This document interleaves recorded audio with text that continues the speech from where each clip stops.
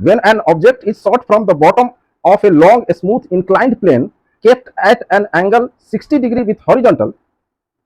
it can travel a distance x1 along the plane. But when the inclination is decreased to 30 degree and the same object is shot with the same velocity, it can travel x2 distance. Then x1 is to x2 will be option 1, 1 is to root 2, option 2, root 2 is to 1, option 3, 1 is to root 3 और option 4, 1 is to 2 root 3. तो question आपके screen पे भी है, कह रहा है कि जब किसी ऑब्जेक्ट को एक इंक्लाइंड प्लेन पे शॉट किया जाता है, शूट किया जाता है with some initial velocity u, ये इंक्लिनेशन 60 डिग्री है विथ हॉरिजॉन्टल, ये हॉरिजॉन्टल लाइन मैंने बनाया,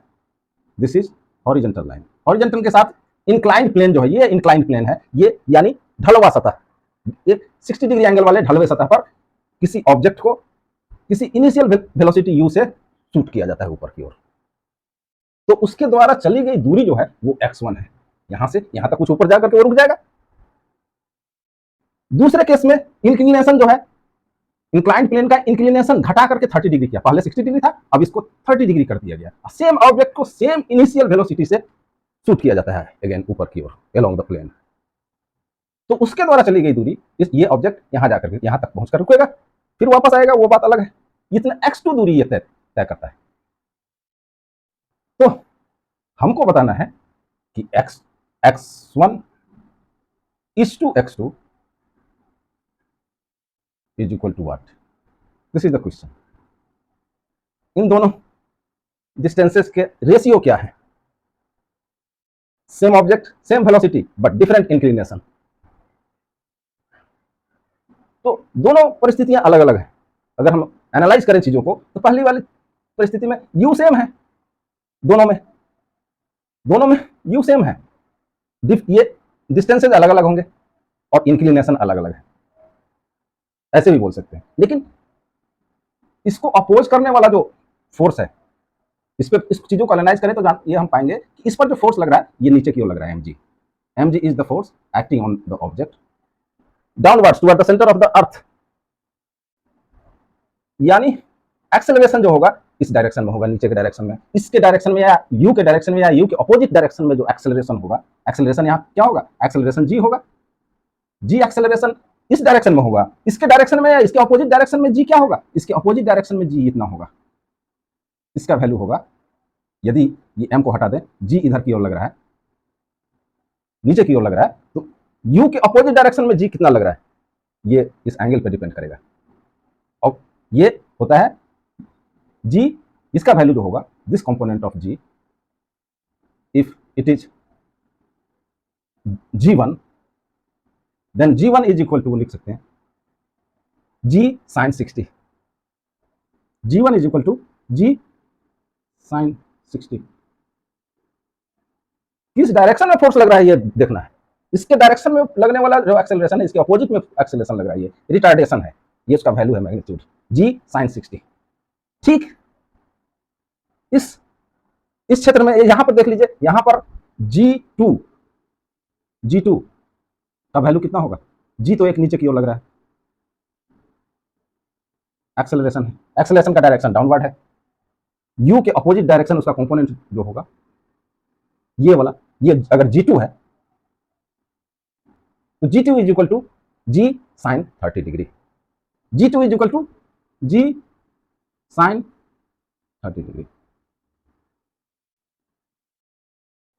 अब यदि इंक्लिनेशन का फर्क हो, ये केस यदि 1 हो और ये केस यदि 2 होगा, तो केस 1 के लिए लिखा जा सकता है, वो वाला फॉर्मूला यूज करते हैं, v square is equal to u square minus 2g h, ये वाला फॉर्मूला केस 1 में यूज करें तो हम इसका फाइनल वेलोसिटी 0 होगा, इनिशियल वेलोसिटी तो u है ही, ये इसमें इस केस में g जो होगा वो एक्चुअली g1 होगा जो कि g sin 60 डिग्री है, और h जो होगा वो x1 होगा। इस तरीके से इसमें हम सेट कर सकते हैं चीजों को। v square final velocity of this object when it reaches over here is v is equal to 0। वहां भी v is equal to 0 होगा दूसरे केस में भी। तो हम पहले केस को लेते हैं, ये 0 स्क्वायर लिख सकते हैं, minus is equal to u, तो u है ही initial velocity, u square minus 2g1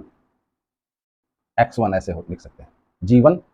is the deceleration against this velocity, against the direction of this velocity, ऐसे लिख सकते हैं। इसको फर्दर लिखा जा सकता है u square minus 2g sign 60 degree, g dash is g1 is g sine 60 degree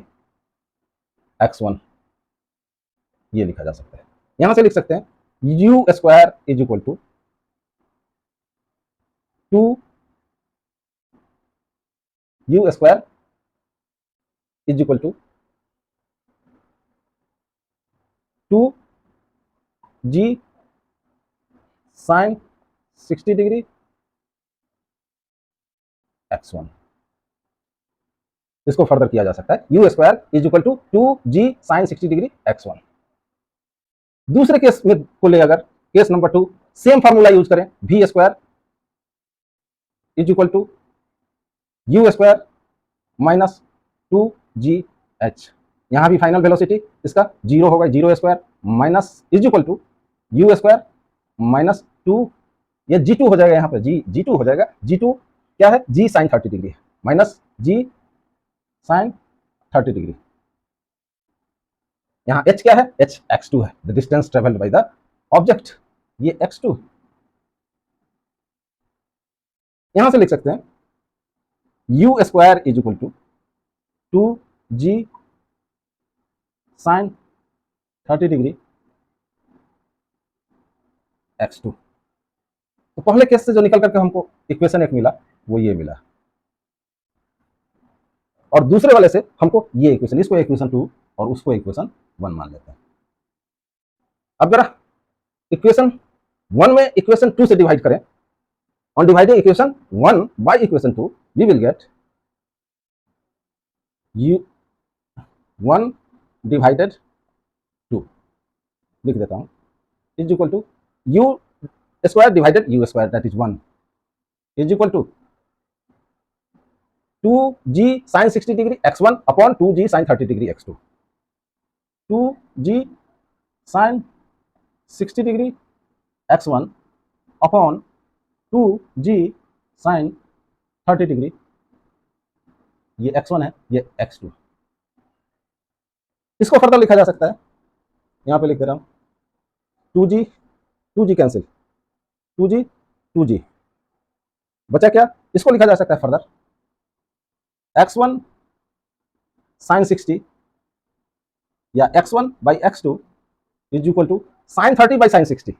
यहां से हम फॉलो कर सकते हैं 1 is equal to x1 sine 60 upon x2 sine 30 को हम लिख सकते हैं x1 upon x2 is equal to sine 30 upon sine 60, sine 30 degree upon sine 60 degree. इसको फर्दर किया जा सकता है is equal to sine 30 is equal to 1/2 divided sine 60 means √3/2 divided right √3/2 means multiply 2/√3, 2/√3 it will be equal to 1/√3। x1 upon x2 is equal to 1/√3। इसका मतलब क्या हुआ, इसका मतलब ये हुआ कि x1 is to x2 is equal to 1/√3, जो कि पूछा जा रहा था।